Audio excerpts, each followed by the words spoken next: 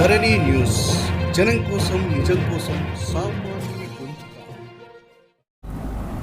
Hi hello నమస్తే, welcome to Dharani news channel. ఈరోజు updates చూద్దాం.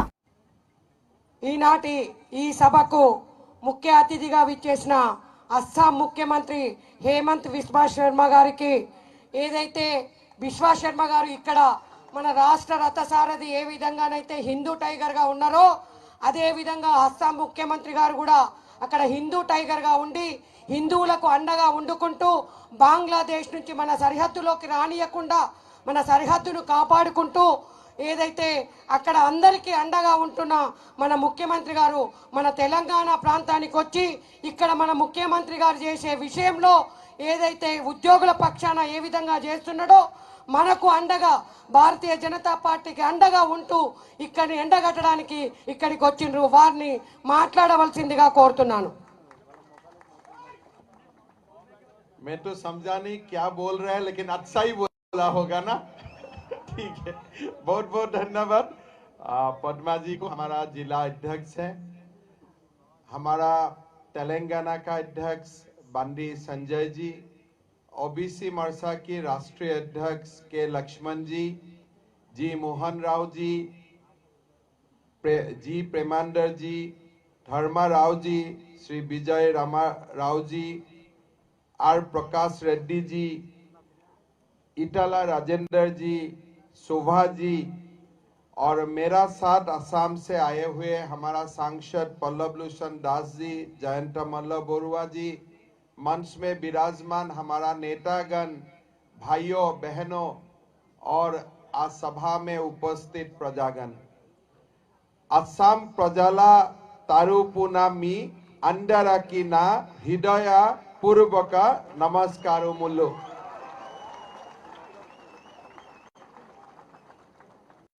अभी अभी मैं बंडी संजय जी का वक्तव्य सुन रहा था.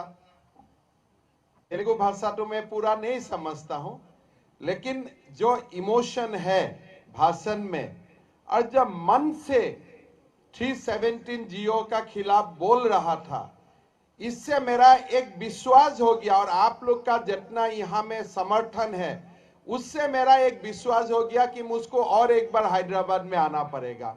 क्यों आना पड़ेगा? 2023 में यहाँ में बीजेपी सरकार का शपथ होने वाला है और उसमें मुझको आना पड़ेगा.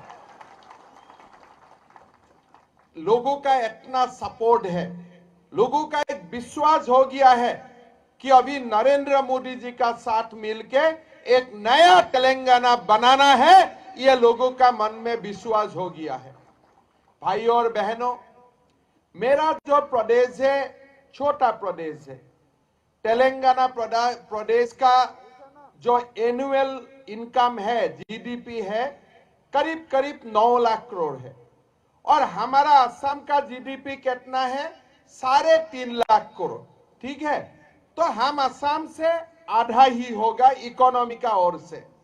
हैदराबाद और गुवाहाटी का भी आप कंपेयर करेगा तो हम लोग छोटा है. लेकिन हम लोग जो काम कर रहा हूं वो तेलंगाना से थोड़ा बड़ा काम कर रहा हूं. कैसे? अभी मेरा चुनाव हुआ, 10 मई को हमारा शपथ हुआ. चुनाव का समय हमारा नेतागण बोला कि अगर असम में बीजेपी सरकार होगा तो 1 साल में 1 लाख नौजवान का नौकरी मिलेगा, सरकार में नौकरी मिलेगा. तो अभी चुनाव हो गया, लोग तो चुनाव का बात भूल जाता है. हमारा यहाँ केटीआर साहब बोला कि 2 लाख नौकरी देगा, भूल गया ना? अभी दिया है क्या? नहीं दिया है ना? दिया है क्या?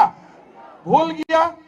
तो मैं अभी केटीआर साहब को बोल रहा हूं कि 1 मई से 10 मई तक टीवी में देखते रहिए कि असम में मैं गन गन करके 1 लाख लोगों को नौकरी देने जा रहा हूं. 1 साल में 1 लाख नौकरी का वादा था, बीजेपी सरकार किया था, मोदी जी ने किया था, और ये हम लोग 100% करने जा रहा हूं. लेकिन आज केटीआर गारू साहब इतना 9 लाख 10 लाख करोड़ का रुपया का ऊपर बैठा हुआ है, लेकिन सरकार में वैकेंसी है, नौकरी खाली है, लेकिन वो किसी को नौकरी नहीं दे रहा है। इसलिए आपका लड़का बच्चा के लिए उनका चिंता नहीं है, उनका खाली उनका बच्चा के लिए चिंता है और बाकी किसी के लिए उनका चिंता नहीं है। राजा का ये काम नहीं है, राजा का कोई बाल बच्चा नहीं होता है। नरेंद्र मोदी जी देश के लिए समर्पित है, 100 करोड़ भारतवासी के लिए समर्पित है। और हमारा केसीआर साहब किसके लिए समर्पित है? अपना बेटा के लिए समर्पित है और किसी के लिए वो समर्पित नहीं है। अरे भाई, अगर 3 लाख सरकारी कर्मचारी आपसे नाराज है तब कौन सा सरकार चला रहा है? अब तेलंगाना प्रदेश चला रहा है कि अपना फार्म हाउस चला रहा है? वो मेरा डाउट होने लग गया है, मेरा तो चिंता होने लग रहा है। अभी जैसे सरकारी कर्मचारी लोग, हम लोग आने का समय धरना में था, अगर सरकारी कर्मचारी आपका खिलाफ में है, अगर अनएम्प्लॉयड नौजवान आपका खिलाफ में है, तब आपका सपोर्ट में कौन है? खाली पुलिस है आपका सपोर्ट में। तब पुलिस को लेके आपका राज नहीं चलेगा।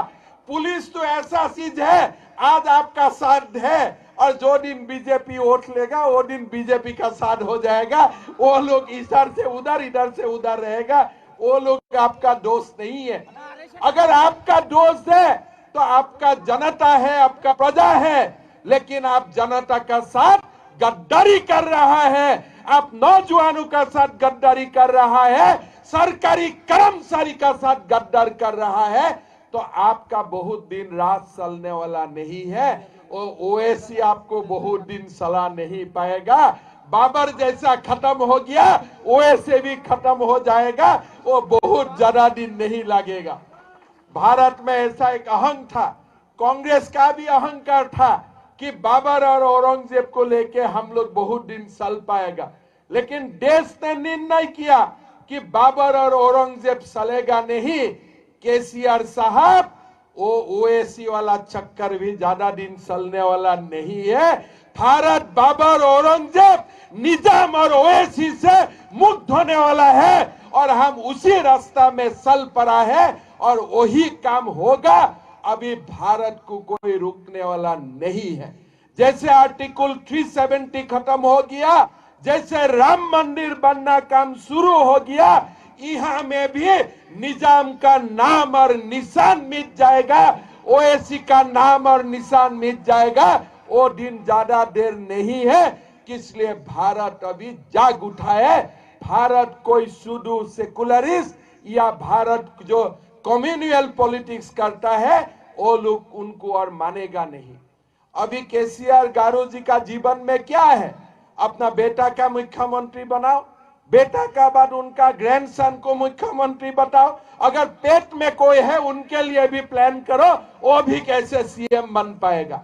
ऐसे क्या देश चलता है?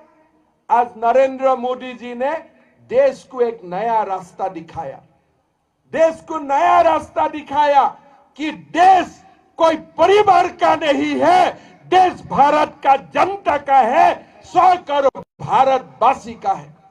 ऐसे नहीं चलता है कोई फार्म हाउस में बैठेगा और प्रदेश चलेगा। अरे भाई, ऐसे नहीं होता है। आपको दलित का घर में जाना पड़ेगा, दलित को आपको घर में बुलाना पड़ेगा, आपको सेक्रेटरिएट में बैठना पड़ेगा, डेली 500,000 लोगों को आपको मिलना पड़ेगा। अगर सरकारी कर्मचारी एजिटेशन कर रहा है तो उनको घर के बुला के उनका बात सुनना पड़ेगा, और आप अगर उनका बात नहीं सुनेगा, 2023 में आपका बात भी कोई नहीं सुनेगा, आपका बात भी कोई सुनने वाला नहीं होगा। तो ऐसे भाइयों और बहनों, अभी हम लोग को शपथ लेना है, एक नया भारत का हम लोग को निर्माण करना है, जो भारत में कोई ओवैसी का जगह नहीं है, जो भारत में औरंगजेब का जगह नहीं होगा, जो भारत में बाबर का जगह नहीं होगा, जो भारत में कोई निजाम का हिस्ट्री लोग नहीं पढ़ेगा। अगर कोई भारत में हिस्ट्री पढ़ेगा, सरदार वल्लभ भाई पटेल का हिस्ट्री पढ़ेगा। अगर कोई भारत में हिस्ट्री पढ़ेगा तो हमारा भीम का नाम भीम का पढ़ेगा, रानी रुद्रानी देवी का पढ़ेगा, काकतिया का जो पसंद राज लोग था वॉरियर्स था उनका हिस्ट्री पढ़ेगा, अभी निजाम का और हिस्ट्री कोई नहीं पढ़ेगा। भारत बदल गया है और बदलते हुए भारत को हम लोग को आगे ले जाना है। आज क्या आपका ये है, घर में कोई ऑफिस में कोई एजिटेशन कर रहा है, क्या आप घर में पुलिस ढुका देगा? भाई साहब ऐसा मत करिए, ऐसा करेगा तो कोई दिन आपका फार्म हाउस में भी पुलिस ढुक जाएगा, आपका फार्म हाउस में भी पुलिस ढुक जाएगा। एक ही पुलिस है।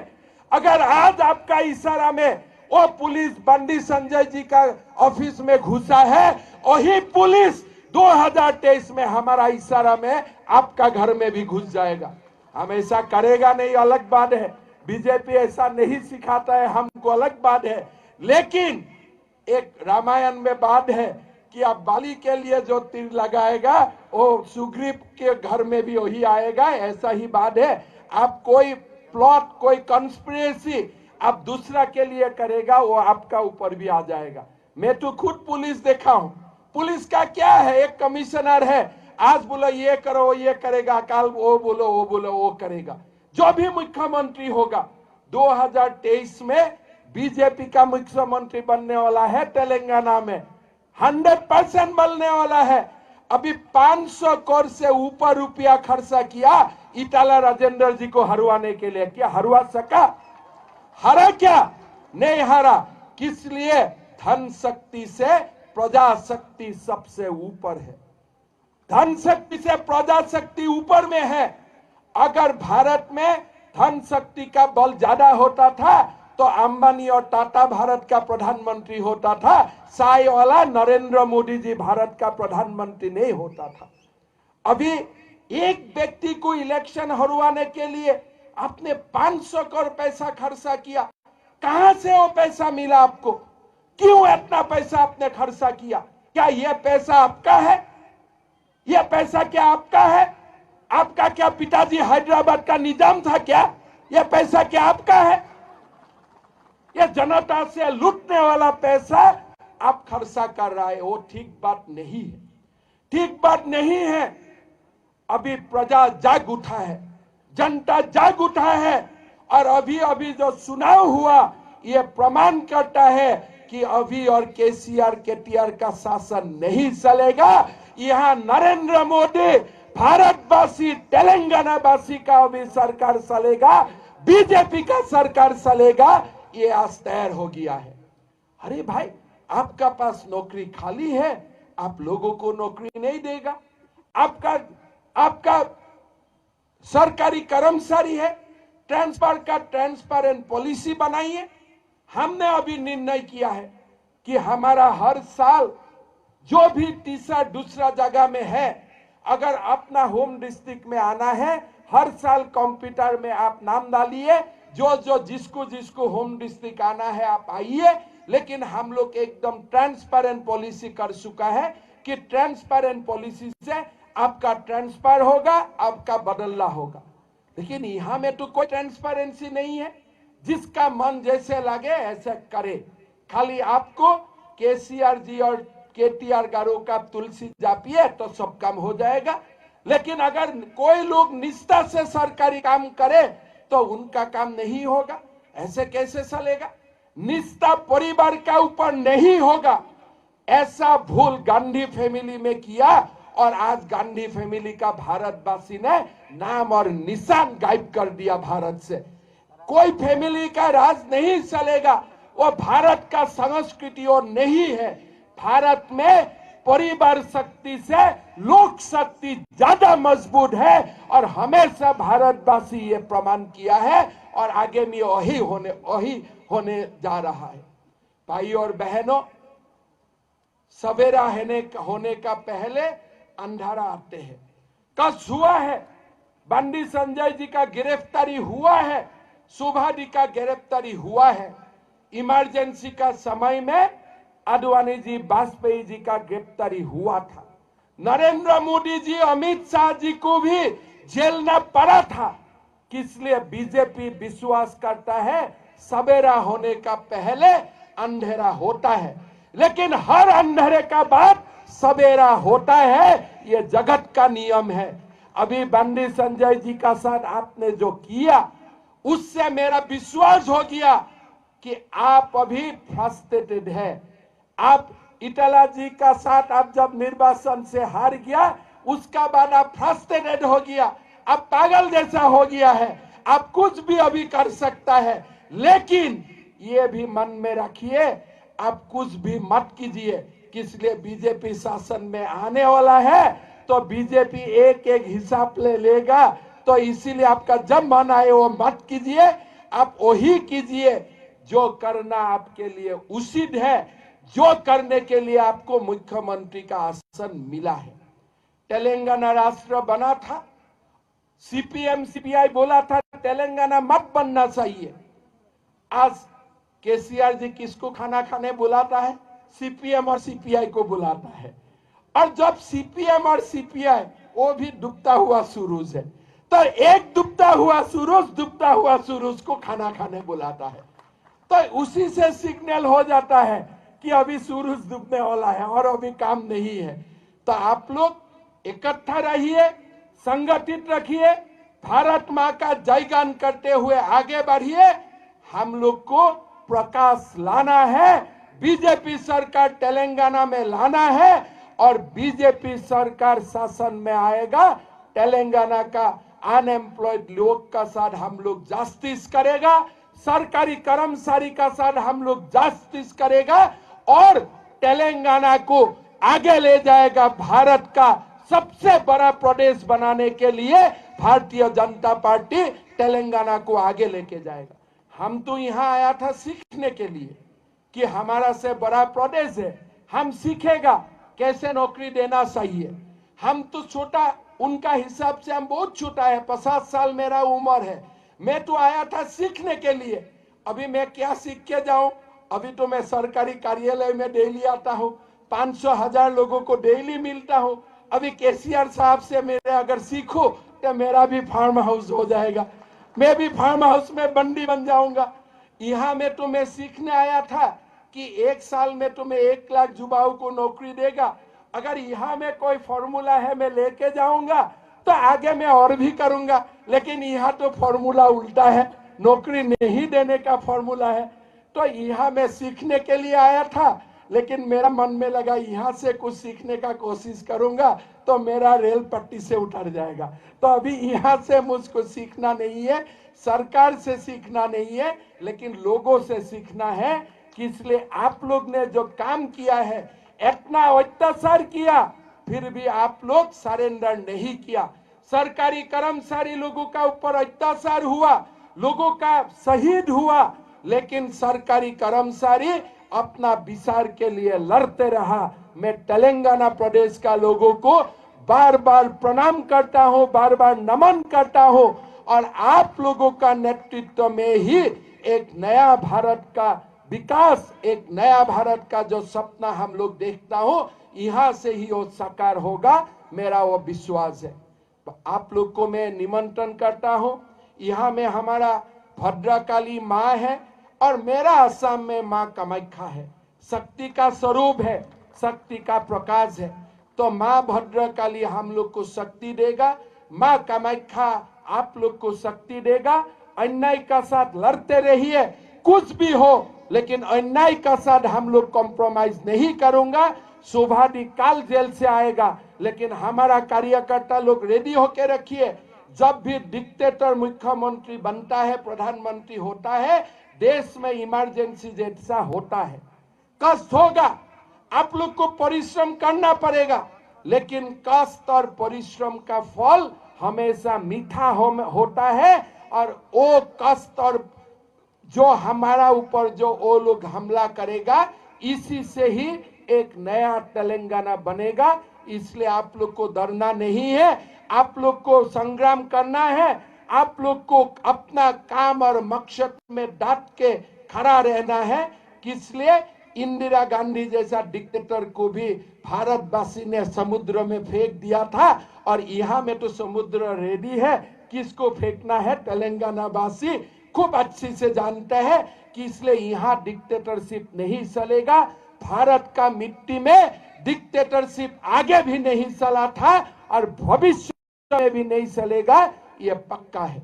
भाई और बहनों, नरेंद्र मोदी जी का नेतृत्व में हम लोग को बीजेपी का शासन में लाना है और एक बहुत ही भव्य और बहुत ही जो भारत का संस्कृति का अनुरूप है ऐसा शासन तेलंगाना वासियों को हम लोग को देना है। और इसलिए आप लोग को काम करना है, बूथ में काम करना है, मंडल में काम करना है, घर घर में जाना है और पूरा पसंद आप लोग को परिश्रम करना है। इसलिए हम लोग जानता हो ये परिश्रम से ही हम लोग का सरकार बनेगा, ये परिश्रम से ही नया तेलंगाना बनेगा। हम लोग आप लोग का साथ है। आज बंडी संजय जी को गिरफ्तार किया, ये तेलंगाना का बीजेपी कार्यकर्ता के लिए नहीं है, ये पूरा भारत का बीजेपी कार्यकर्ता के लिए एक अपमान है और ये अपमान का हिसाब हम लोग लेगा, एक साथ हम लोग लेगा, ये पक्का है। तेलंगाना प्रदेश का बीजेपी कार्यकर्ता का साथ हम लोग पूर्व से पश्चिम, दक्षिण से उत्तर, पूरा भारत में पूरा बीजेपी कार्यकर्ता आप लोग का साथ है। आप लोग का संघर्ष में हम लोग आप लोग का साथ है। इसलिए ही मैं यहाँ आया था कि हमारा प्रदेश का बीजेपी कार्यकर्ता और से मैं संदेश लेके आया हूँ कि हम लोग आप लोग का साथ है। शिवराज जी आया था मध्य प्रदेश से, वो संदेश लेके आया। फडणवीस जी आएगा, वो भी महाराष्ट्र से वो संदेश लेके आएगा। हम लोग आप लोग का साथ है। अगर उनका साथ धन शक्ति है, आप लोग का साथ कार्यकर्ता का शक्ति है, आप लोग का साथ जन शक्ति है, आप लोग आगे बढ़िए, हम आप लोग का साथ है। एक साथ हम लोग रहेगा, एक साथ हम लोग आप लोग का साथ संघर्ष करेगा। मैं बहुत ज्यादा नहीं बोलना चाहता हूं, इसलिए हमारा नेतागण ने आप लोग को सब बात समझा दिया है। हम सरकारी कर्मचारियों का साथ रहेगा और अनएम्प्लॉयड यूथ का साथ रहेगा और भारतीय जनता पार्टी, प्रधानमंत्री नरेंद्र मोदी, हमारा गृह मंत्री अमित शाह जी और हमारा राष्ट्रीय अध्यक्ष जेपी नड्डा जी आप लोग का साथ है, आप लोग का साथ रहेगा और एक साथ कंधे से कान मिला के हम लोग आगे बढ़ेगा। यही हमारा संकल्प है। बहुत बहुत धन्यवाद। जय तेलंगाना। यही मैं बोलते हुए मेरा वाणी को विराम देता हूँ। मेरा साथ कृपा करके सब बोलिए, भारत माता के, भारत माता के, भारत माता के, नरेंद्र मोदी नायकत्व, नरेंद्र मोदी जिंदाबाद। बहुत बहुत धन्यवाद। అస్సాం ముఖ్యమంత్రి హేమంత్ బిశ్వ శర్మ గారికి ధన్యవాదాలు తెలియజేస్తూ ఈ కార్యక్రమాన్ని మనం నిన్నగాక మొన్న నిర్ణయించుకున్నాం. ఏదైతే కరోనా నిబంధనలు ఉన్నాయి కాబట్టి ఎక్కువ మంది వద్దనే ఆలోచనతోని ఏదైతే ఫంక్షన్ హాల్లను కూడా ఇవ్వనియకుండా ఈ రాష్ట్ర ప్రభుత్వం అడ్డుపడితే నిన్నటి వరకు కూడా ఈ కార్యక్రమం ఎక్కడ పెట్టాలో ఏందని ఆలోచన చేసి ఈ కార్యక్రమం ఇక్కడ పెట్టుకోవడానికి జరిగింది. ఏదైతే ఇక్కడ ఉన్న పోలీసుల మనుషులలో బీజేపీ పార్టీ ఉన్నప్పటికీ, నరేంద్ర మోడీ గారు ఉన్నప్పటికీ వాళ్ళు ఈ రాష్ట్ర ముఖ్యమంత్రి ఈ నికృష్ట పాలనకు ఏదైతే అధికారులు వాళ్ళు పాలించాల్సిన అవసరం వస్తూ ఉన్నది. కాబట్టి వాళ్ళ మనుషులలో కూడా బీజేపీ ఉన్నప్పటికీ కూడా వాళ్ళు ఏమి చేయలేని పరిస్థితి. ఇప్పటికి కూడా మీటింగ్ రానియకుండా చాలా మందిని కూడా ఆపివేయడం జరిగింది. అందరికీ కూడా ఏదైతే ఈ సమావేశానికి విచ్చేసిన అందరికీ కూడా ధన్యవాదాలు తెలియజేస్తూ ఈ సమావేశం ఇంతటితో ముగిసింది.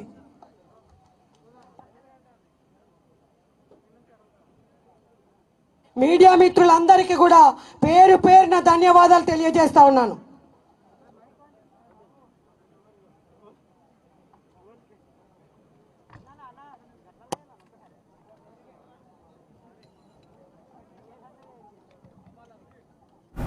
మరిన్ని ఇంట్రెస్టింగ్ న్యూస్ కోసం చూస్తూనే ఉండండి ధరణి TV. Thanks for watching this video. Please like, share and subscribe to Dharani.